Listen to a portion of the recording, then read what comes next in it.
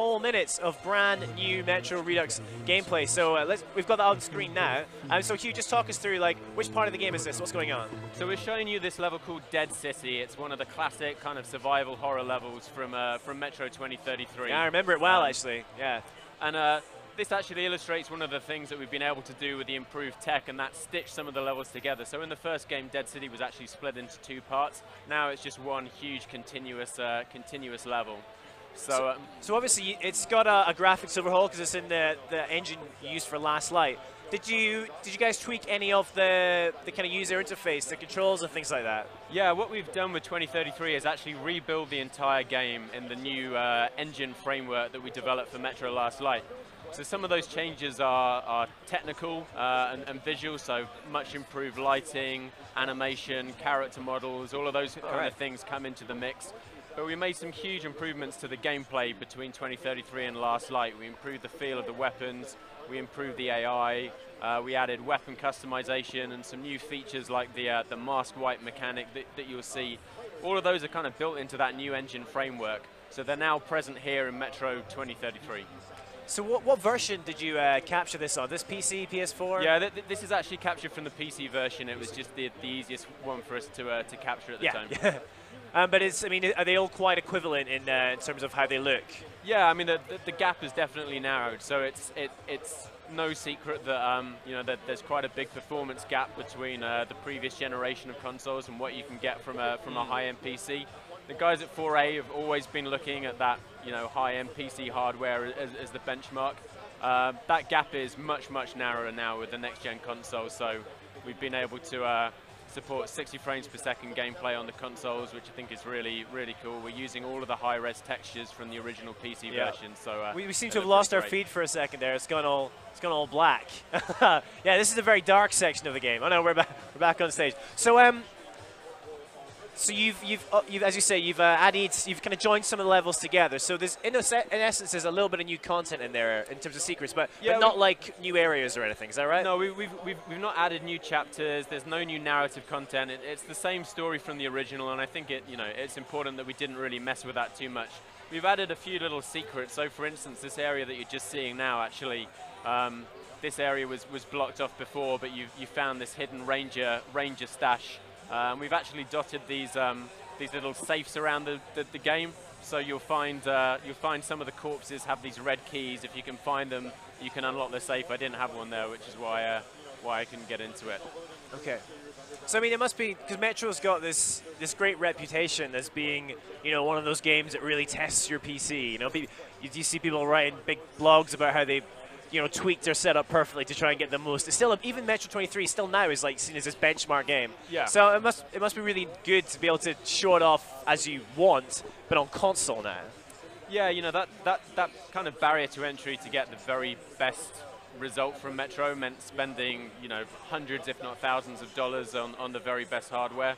Now we've kind of been able to bring that PC fidelity to the console audience. So I think that that's really exciting as well. And one of the other big improvements that we made between 2033 and Last Light was just improve the performance of the engine. Like you said, 2033 is still used as a benchmark. It's still stunning on PC, the original, but it is an absolute brute to run.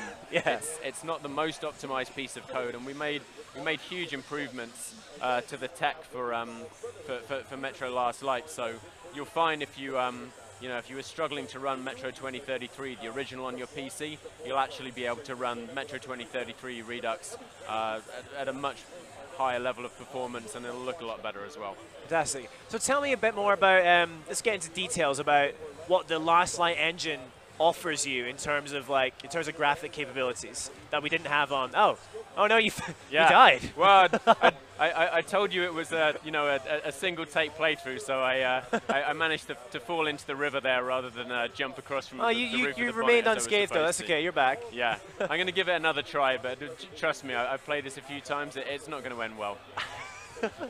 Come on, you can do it. There we go. Yes. Oh, and yet.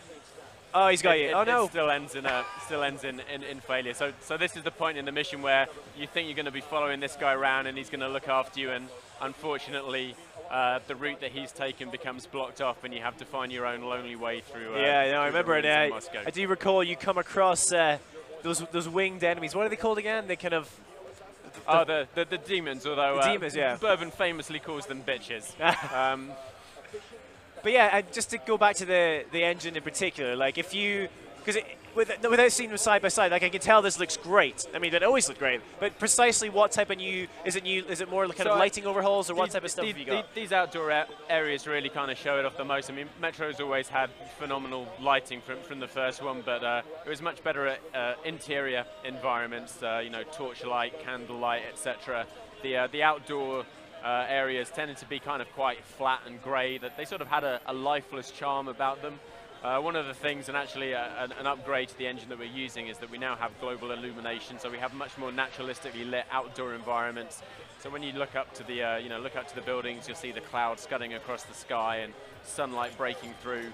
That kind of caused us to go back and revisit a lot of the the textures for the outdoor areas. As I say, we're using all of the high-res PC textures from the original game throughout throughout the two next-gen titles now, but in the outdoor areas, we've given everything like a lick of paint, so you can see the snow underfoot there, and the frozen vegetation, and the new water effects.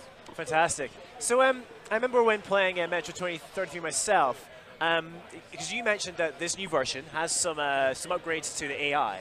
So I remember in some of the kind of stealthy sections, the AI would sometimes forget. I seem to recall it would sometimes forget that, you know, if they'd seen you and you lost them, they might then kind of reset to default. So basically what I'm wondering is what kind of changes are we going to see in terms of AI?